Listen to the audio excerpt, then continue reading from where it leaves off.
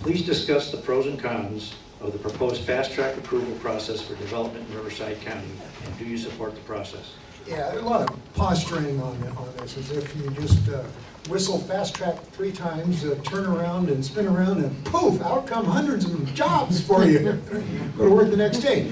You know, actually, what cutting out the essential planning process from highly controversial, highly impactful projects such as mining, cutting out public review and the independent of the planning commission taking a look. You know, they all have 4-year terms. We can't throw the planning commissioners out. So that's a really important step in the process. If you cut that out, and that's what you've done, what you do is you precipitate longer process. You precipitate lawsuits. You cause all this distrust. And that's exactly what's happened in the Liberty Quarry case. There's one lawsuit after another filed against that now. All right? So there are ways to shorten the process without skipping the planning commission. You can have a fast-track planning commission process. You can compress things quite a bit. So I think there was a lot of rhetoric that actually just resulted in the opposite with Liberty Quarry. It's going to drag things out for years and years because of the way this case has been handled. The changes in votes, and now changing the whole process around for just one project. And I have other mines in my district, and none of them, they're all applying to expand too, or dig out between the mines, and they're not asking for fast track. I have not heard of a business venture in the last, since I've been in office, that was retarded in any significant way by planning commission review. All right? Mr. Jeffries. The issue of fast track in Riverside County is meant, the board has adopted a policy that basically helps the really big corporations that have enough money to pretty much hire all the consultants they need to get their projects through. What Riverside County doesn't help is the small business owner.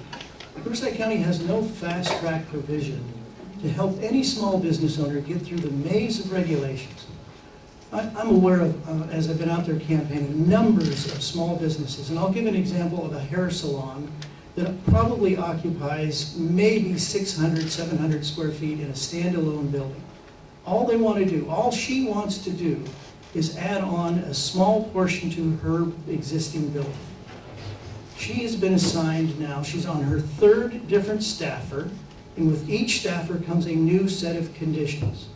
Not only does she get a new set of conditions, she's been conditioned to pave and widen the road in front of her, widen the road on the side of her, and install curb and gutter and sidewalks.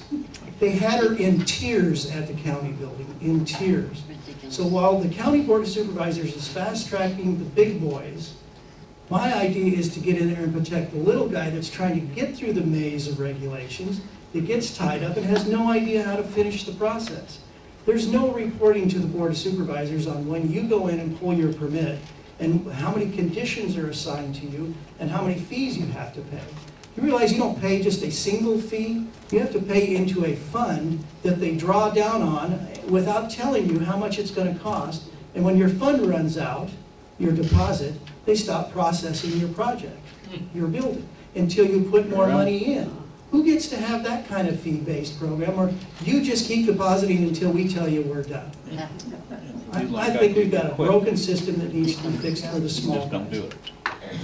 Well, that's an interesting summary of one case, and I'd like to know more about that case. But we have meetings every week. Offices are open. Anybody can call us if they have a problem. I've not heard such problems, but bear in mind that the county is also the regulatory agency. So that, for example, we have a small business, it was called County Water of Riverside. And the Department of Environmental Health, one of their jobs, and they act as a kind of a surrogate for the state, as the state health department, is to check these water systems, checks wells to make sure they're healthy water. Well, this was a private business. They were making money out of selling the water to about 140 homeowners. And the water they were selling was polluted. Mr. Jeffries.